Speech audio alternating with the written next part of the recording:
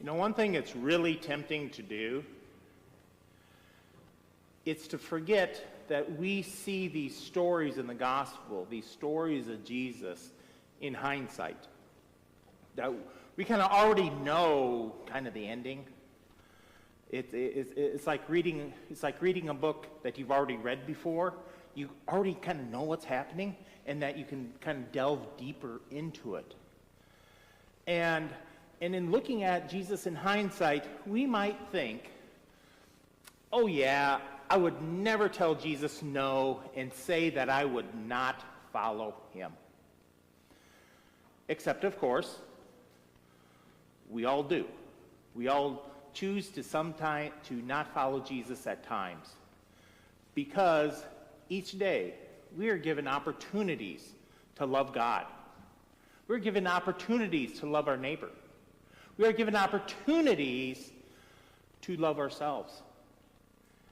And we fail to do those things over and over and over again.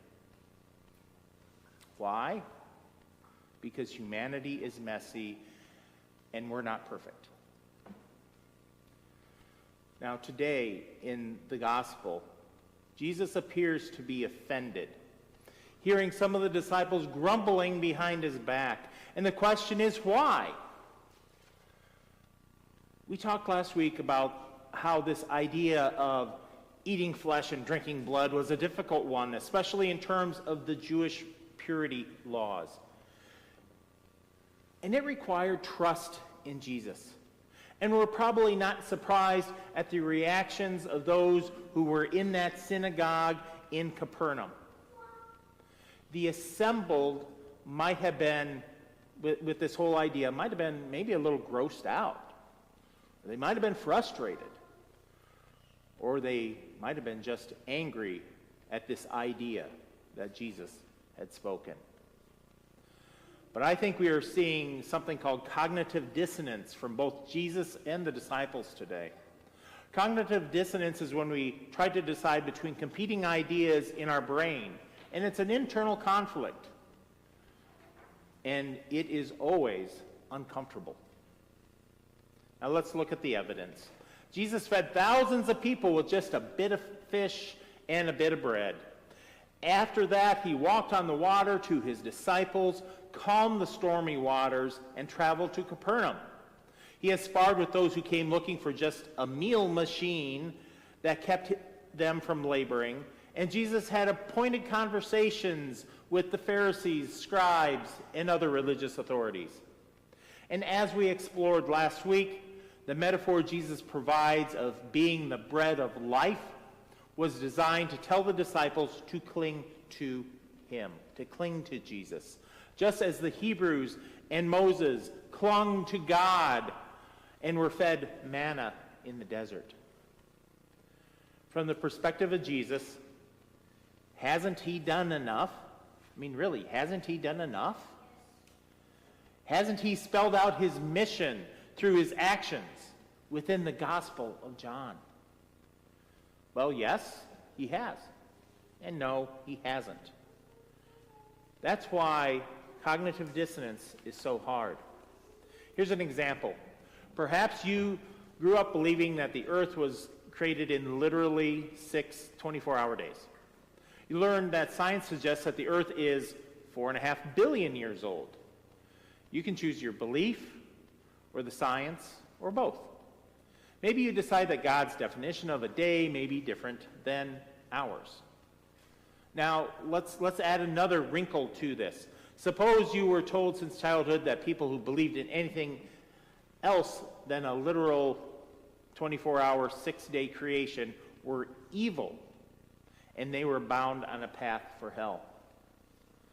You still have the same decision, but if you really believe you are headed to hell, there are big consequences from accepting the science. And then changing your mind becomes scary. This is where the rubber meets the road for the disciples. They are not trying to say that they do not care about Jesus. They are not being obstinate or angry. What they are being is honest. Right now, their minds are in a difficult space as they try to process this conflicting information. They have followed Jesus. They have given up the lives that they had before.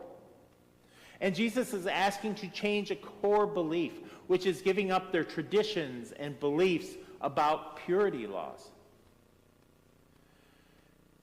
Now, I believe that it is important. It's really important to recognize that this process of doubting and of asking questions and of struggling with new beliefs is all a part of the process of growing. Because you don't grow unless you ask some questions and you struggle. That's how we grow as human beings. And perhaps in the biggest reveal of all, the person that gets it first, maybe because he leads with some curiosity and asks lots of questions, is Peter. Of all the disciples, is Peter. He gets it first. This sigh of relief, of leaning into the way of Jesus without reservations, provides the transition for Peter to become the leader of the apostles, the leader of the 12, and the rock on which Jesus builds his community. It is this distinction, this willingness to go all in on the teaching of Jesus that makes Peter more than just a catcher of fish, and more than a simple person following Jesus on the way to Jerusalem. In Peter, in his blunt and often ridiculous questions that he asks, as well as the humanness he has, I think we can see ourselves. We can see ourselves in Peter. Today, we can see that it's Peter that answers the call. And it's Peter that breaks through tradition to something new.